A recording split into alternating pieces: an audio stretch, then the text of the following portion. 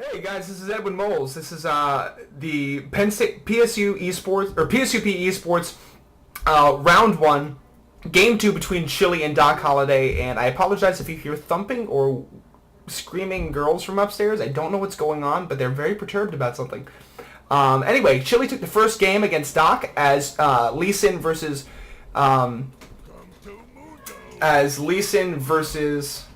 can't teleport. It's not important. I don't care. As Lee Sin versus Master Yi after an intense 20-minute game, or more than 20-minute game. And now we are back into the game. Both Lee Sin and Yi were banned for this second game. So the players have come in with Ezreal running Exhaust Ignite, and Doc Holliday as Garen running a Teleport Exhaust, which he ran last game. Again, with the potentially pushing strategy or just a safe strategy that allows him to back more often. Anyway, he's picked up a health potion and a longsword for a lot of early damage, and is now taunting. Anyway, so this is live. First time for me casting live, which means that if I say something really stupid, I can't just like go back and do it again. It's weird. Oh, I just got a text from my friend. No, not Keith Smurbeck. That's not right. Oh. Got Boots and Pots on Ezreal. My friend Manticles is on the team, playing good old jungle teleport ribbon, just to spot for me and help the lanes on the side from pushing so that these towers, 1, 2, 3, 4, don't go down, so that either player does not get an unfair gold advantage in that way. Anyway, so the last time Doc played as Master Yi, he went for a sort of pseudo push style, getting Sheen and eventually some attack damage, but relying on AP in the beginning to alpha strike waves out one by one.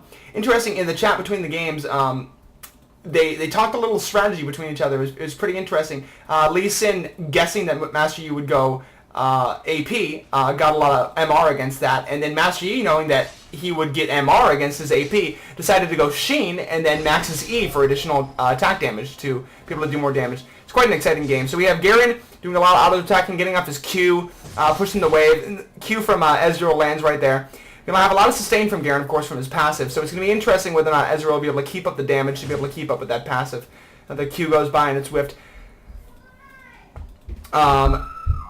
It'll be easy for Ezreal to kite Garen in this situation with boots, and Garen not having boots. Garen's move speed only 320, Ezreal's 355. Quite a significant difference, considering Ezreal's range and the fact that Garen's just a melee. Should be pretty easy for Ezreal to get extra damage on, but he's gonna have to keep it up to keep from that passive from just erasing everything that he's done. There's another auto attack from Ezreal.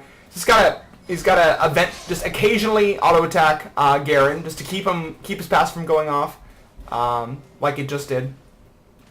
It's going to be hard to do that. Garen starting with a whopping 31 armor and 40 magic resist. About the same for Ezreal. I have the feeling that both of these players got some points in the defensive tree. Definitely for the armor on Ezreal against Garen, which is definitely a smart move. Personally, I think he could have gone 21-0-9 probably with Ezreal and not having to worry about it. I mean, Garen having picked up Teleport, as soon as you saw, well, I guess you wouldn't have seen the Summoner spells yet, but with Teleport Exhaust, no Gap Closer, and no Ghost, it's going to be hard for Garen, especially not starting boots, to even catch up with Ezreal. However, if this game goes long enough, I'm guessing that the Longsword will turn into a Brutalizer, which will eventually turn into Ghost Blade, which will definitely help him chase down Ezreal.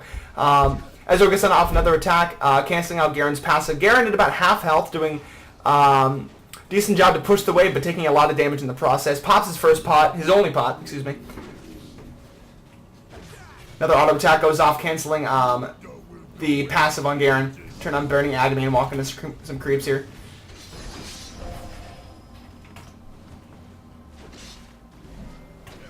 My friend Ribbon is nowhere to be found. Both players at level 4 now.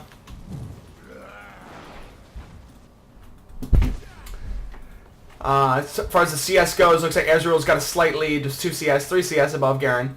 Honestly, I think it's going to be hard if Garen can manage to get the Ghost Blade, if that is what he's going for, and I think he should go for it. If he can manage to get the Ghost Blade, he could have a very good chance at winning this game, at least pushing the tower. But Ezreal's a slippery guy to hold on to. I mean, he's got his E to jump away from the charging Garen. He's got a lot of things that get him out of a bad situation. And in the meantime, Ezreal's just poking Garen. I mean, honestly, not doing a whole lot of damage, but he did make Garen pop that pot. There goes the E from Garen, taking another auto attack, pushing the wave slightly. There's a Q off, and that puts him at half health again. So let's see what he does without the pot. Nice stack coming up behind Ezreal. He's got a whole 6 range creeps, 5 now, 1 has died. Another auto attack goes off on Garen, but he gets the Q on Ezreal. But Ezreal goes in with the exhaust and ignite. A couple auto attacks going on, and the Q just barely touches Garen, and Garen gets out with 29 health. That was intense. Both summoners down for, or all the summoners except for teleport down for both players. Ezreal at a decent amount of health, only having used 1 pot and using it right now, pushing the wave really hard. Wow, that was close. Yeah, Ezreal built the kill with that exhaust ignite, doing a lot of damage. If it wasn't for Garen's exhaust, it would have easily been a kill. And Garen's back in the mix, having picked up a ruby crystal to go with the longsword. Interesting. Wonder if he's going for the Phage then with that build. Phage would be great helping to help slow down Ezreal, but of course, in order for it to slow down Ezreal, he has to first get that auto attack off, and that might be the hardest part. Ezreal doing some more damage on Garen. Garen still not having boots. I think a boots buy with a couple more pots would have definitely been strong. He did pick up at least 1 pot. I think it's just 1 pot, which will help him stay in lane, but without the boots, it's going to be really hard to do anything on Ezreal. Although Ezreal being much more aggressive than he was as Lee Sin, I think he's understanding how strong his advantage is going to be with his range, and even Eing forward into Garen, which I think was something uncharacteristic of Chile normally, after knowing his playstyle a little bit. Missing the Q, Garen's passive going off and putting him back at full health.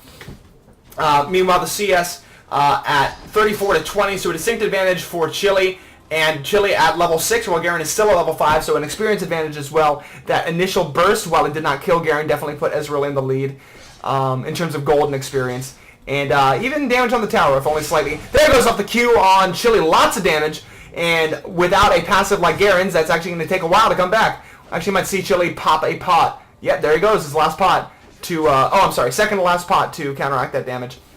Meanwhile, Garen had a lot of health. He has popped a pot himself. He had 3 pots. I'm not sure, I wasn't showing up for me as that.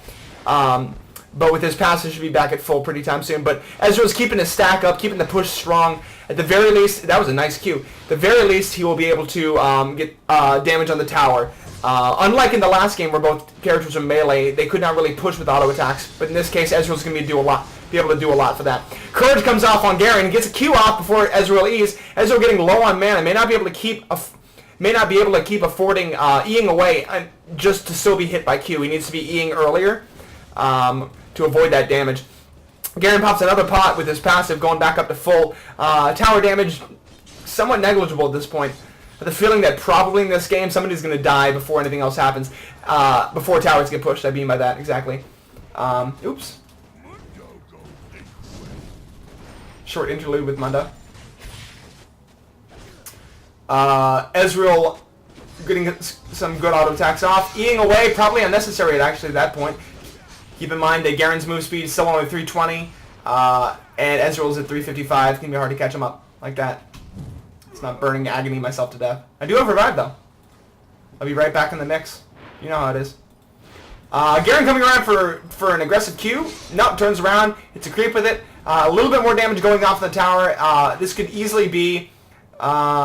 this could probably turn into a very, very slow win, but I still anticipate that somebody is going to go full out aggressive, like Garen going for a Q, using his R. I think Garen's R is going to be really strong in this against a squishy character like Ezreal. We'll see if Ezreal even has to back. My prediction is he's not going to back before this game is over.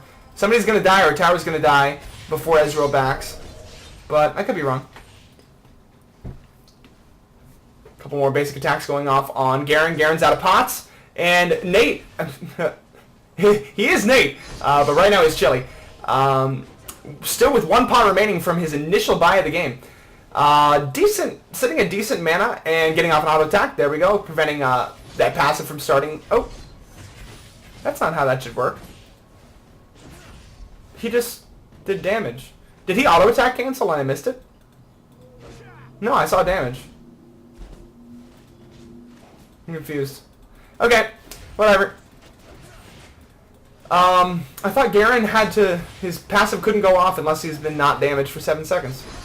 Anyway, queuing in. Oh, but a big stack. Again, kind of an unnecessary E from Ezreal. But his mana is at a decent amount. He's got a nice stack behind him. Garen can't really do much. Nice Q. Can't do much against all those minions. They're going to do a lot of damage to him. Getting some nice damage on the tower. There's a Q. Courage goes off, but still taking a lot of damage is Garen. Ezreal's mana almost about spent. He's going to have to hold off on those Qs, but overall just being aggressive, pushing this lane. Garen feeling very uncomfortable. You can just tell he does not like the situation. Unable to deal with this aggression. Interesting, too, because Garen was the counter pick to Ezreal. Ezreal was actually picked first by Chile.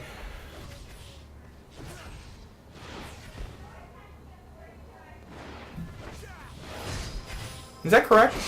I think that's correct. Another auto attack. Does his passive go off? No, it doesn't, because he got auto attacked. That really freaks me out. Oh, it's like I don't know this game anymore. So Garen going ahead and back. This is going to give Ezreal a chance to get a lot of damage on the tower. I expect. Oh, and there's the teleport back in. I forgot, of course, about the teleport. Trademark Garen teleport, man. That's how you do it. Queuing in with an exhaust for a lot of damage. E's over top of Ezreal. The exhaust from Ezreal goes off.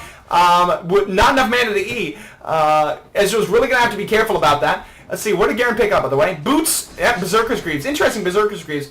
But in a 1v1 scenario, definitely the attack speed could help him out. Probably would have been nice to see Ninja Tabi to help prevent damage from Ezreal's auto attacks. Garen going then E, push that wave back. Ezreal backing. I can't see what he bought, of course. Yeah, unlike the first game. Oh, and the ult from Ezreal from spawn. What a sexy man. Anyway. Looks like he's hard leveling his Q. That's doing a lot of damage. That's good because, of course, the E going to be harder to stay on top of. Well, if you silence Ezreal, you can stay on top of him with the E. Meanwhile, with CS, 70 to 49, so that's about 20. It's about 400 gold advantage to Chile. So that's quite significant. I think the levels are even now due to the fact that, yep, Ezreal had to back for a short period of time and Garen got an extra wave experience. So that's 9 to 9. We're at the 12-minute mark, so a pretty long game for a 1v1, but still not yet as long as the first game. First game was quite extensive. Lee Sin even finished a. It's not important. Look at what Ezreal just bought. He just bought a BF sword and a Vamp Scepter. He's just going straight up Bloodthirster for the lifesteal, and he's going to get chased by. No, he's out. For the straight-up lifesteal and damage, looks like Ezreal will probably be able to push this tower over. Garen's going to have to do something drastic to keep the range damage from Ezreal from just pushing the wave and getting that tower down eventually. Garen having a lot... Nope, that ain't Garen. 77 armor, so that's going to reduce a lot of damage, 44% damage physically from Ezreal's Q and his auto attacks. But Ezreal's still doing a lot of damage, and Ezreal definitely going defensive tree spec because look at that 60 armor. So he got runes for that? That's nice. You can see his armor pen and stuff like that. Garen coming in for the Q. Basically, by doing that Q, just forcing Ezreal to spend unnecessary mana to E out. Well, in that case, it wasn't necessary. But he's not dealing damage. He's dealing damage to Ezreal's mana pool, basically. But unfortunately, Ezreal probably has MP5 yellows. I don't know, but his mana seems to be doing pretty well just by itself. Level 10 for both players at this point. And another Q in.